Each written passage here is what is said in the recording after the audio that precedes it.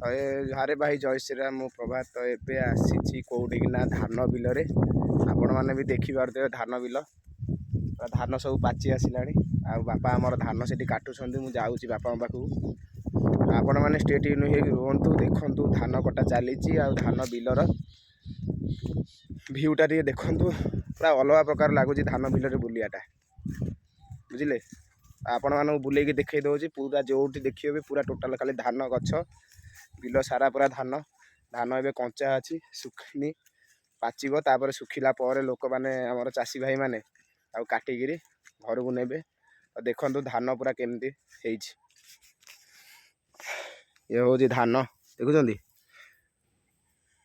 ଧାନ ଯେତେବେଳେ ବିଲରେ ଫଳିବ ନା, ତ ଚାଷୀ ଭାଇଙ୍କର ଟିକେ ଆଶ୍ୱାସନା ଆସିବ, କାହିଁକିନା ବହୁତ ମେହନତ ପରେ ଏଟା ପ୍ରସ୍ତୁତ ହେଇଛି, ବହୁତ କଷ୍ଟ ହେଲା।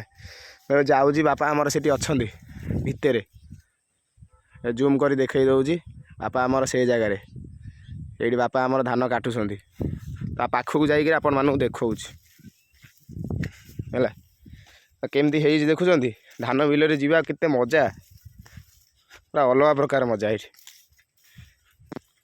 ପୁରା ଚାରିଆଡ଼େ ଧାନ ବିଲ, ଚାରିଆଡ଼େ ପୁରା ବିଲ ପୁରା ଦେଖୁଛନ୍ତି। ଧାନ ଗୋଟେ ଗୋଟେ ଜାଗାରେ, ଗୋଟେ ଗୋଟେ ବିଲ ସବୁ ପାଚିଗଲାଣି ଧାନ, ସେ ଜାଗାରେ ହଳଦିଆ ଦେଖାଯାଉଛି। ଏ ସବୁ କଞ୍ଚା ଅଛି, ଏ ଟିକେ ଟାଇମ୍ ଲାଗିବ। ଧାନ କଟା ଏଠି ସରିଗଲା।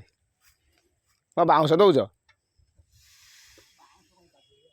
ଆଉ ଏ କଟା ଏଠି ପଡ଼ିଛି, ଦାଦା ନେଇ ପଳେଇଲେ ଅଧା। ଏ ସାଇଡ଼ରେ ଧାନ ପଡ଼ିଛି, ବାପା ତାକୁ ସାଇଜ୍ କରୁଛନ୍ତି। ୟା ପାର୍ବତୀଟି, ପାର୍ବତୀ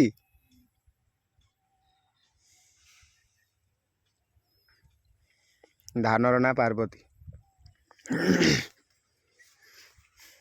ତାକୁ ପାଣି ଶୁଖିବ ବୋଲି ଇଏ କରୁଛ।